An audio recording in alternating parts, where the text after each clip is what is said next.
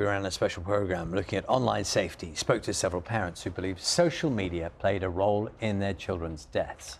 One of those was Ellen Room, whose son Jules died after being found unconscious in his room. Later today, Ellen is meeting with the social media company TikTok to discuss the case. Graham Satchell can tell us more. Anyway, see you, Monty. Goodbye. April 2022, and Jules Sweeney says goodbye to a friend. See you, Mon.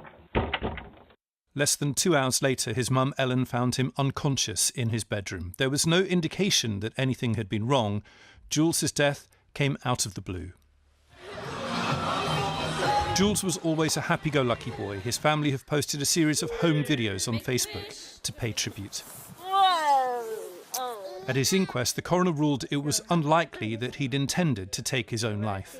Ellen is determined to find out exactly what happened and believes the answer may lie in his use of social media, perhaps from an online challenge that went tragically wrong. Ellen has started a petition to call for a change in the law to allow parents to access their children's accounts. It comes after she hit a brick wall with social media companies when she asked to see her son's data. Speaking on this programme, she explained her frustration. I don't have the right to see my child's social media. And we can see medical records, bank statements, but not their social media. And that's wrong. I should be able to at least rule out if it's that. And if it isn't that, then why are they hiding it? Why can't I see it? I know you can do this, Mum. Be strong and stay brave. Ellen says the loss of a child with no answers is horrific. She's meeting TikTok later this morning and will continue to fight for the truth.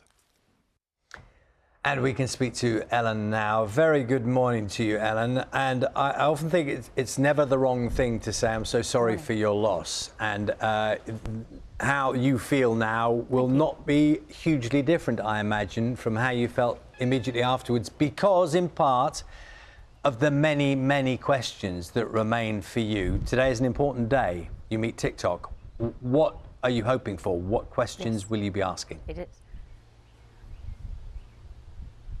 Well, I've asked them for his data and they haven't done that. So I'm not sure why they want to speak to me as opposed to just giving me the data I want.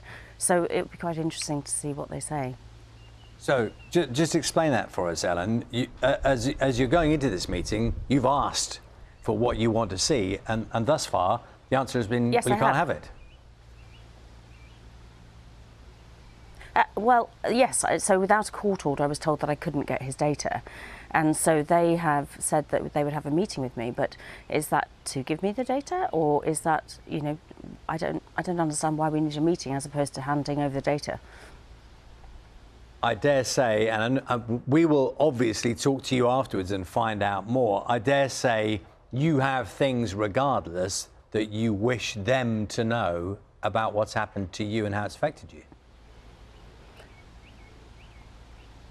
I do, as a parent, and there's more of us, we appeared on your programme the other day, there's a group of parents that all want information. So this isn't just for me, this is for all of us. We should have the right to see our children's data. And I don't know if it's social media that affected Jules, but all I've said is I want the right to see what he was looking at, to see whether that was body issues, whether it was a challenge gone wrong, and it might not tell me anything, but I think as a mother, I would like to try for answers. And see if I can find out why my son's not here. Ellen, good morning. It's Naga. What's their reasoning for not giving you the data? Morning. I don't know, actually, and that's interesting because I can't get to the bottom of what law is protecting that I can't have my child's data. They have just said without a court order, then I can't obtain that. And so I involved my MP, who's Alex Chalk, who has written to the Attorney General. And the only way we can do it under that route, so I'm pursuing both options, is to go back and reopen the inquest so that the coroner has the right to demand the information. Ellen, I don't know who you're meeting, and that may well be private at TikTok, but you will talk to them about the data. But as Charlie said as well, there are other issues I imagine you will want to bring up when it comes to the effectiveness or the will of them to protect children and the content that children are seeing. Is that true?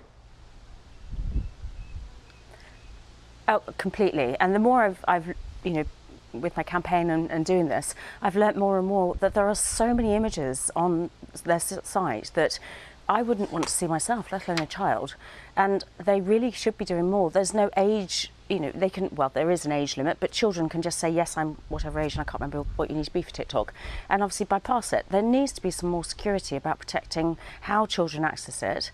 And it's not just mobile phones, because they can access it on a computer. So if they're doing schoolwork and they're on TikTok, you know, there's got to be more controls. It's not just about saying on a mobile it's a problem. You can access it on a website. That's a big problem, which means they need to change the security and they need to protect what our children are seeing. I don't know, Ellen, how much contact you've had with Jules's friends and, you know, the children that were around him and what they're still able to see. But you must be here. You must please tell me what they're saying to you and how perhaps they want to be protected or shielded and just be allowed to be children for as long as they can. Well, Jules was 14, so his friends are now 17, most of them all coming up to 17. And so they're a little bit older, so they can look back and say, well, actually, what they do see, it's not good for the younger generation. And at 17, they are a bit more mature. But I think there's still a lot of his friends that have been affected by Jules's death. And looking at some of their phones and thinking, you're seeing stuff that is just not age appropriate. It's just wrong, in my opinion. And I've never dealt with TikTok. You know, I think I had an account temporarily and sort of thought, oh, it's fun, and I didn't quite realise how dangerous I think some images that children see are, and that absolutely has to be changed. And I'm saying TikTok because I've got a meeting with them, but it's across the board. You know, Instagram, there's lots of things that pop up, and even Jules's phone now that I can access. Looking at some of the things that scroll up, I just think, why are our children seeing this? It's just so wrong. I'm very mindful, Ellen, that you have found yourself in a role that you never wanted, but you will know, I'm sure, by talking to friends and people who contact you, that many, many parents will wish you success in trying to find answers from these big organisations. I think it shocked a lot of parents, actually. There's a lot of parents that hadn't realised they didn't have the right to see their children's data, and I've had so many messages, thousands of messages from people wishing support but wanting things to change, because ultimately they want to protect their children, and it's been an outpouring of support. It's been incredible, but I think it's surprised a lot of parents that, you know, their children aren't as protected as they perhaps thought they were. Ellen, thank you very much.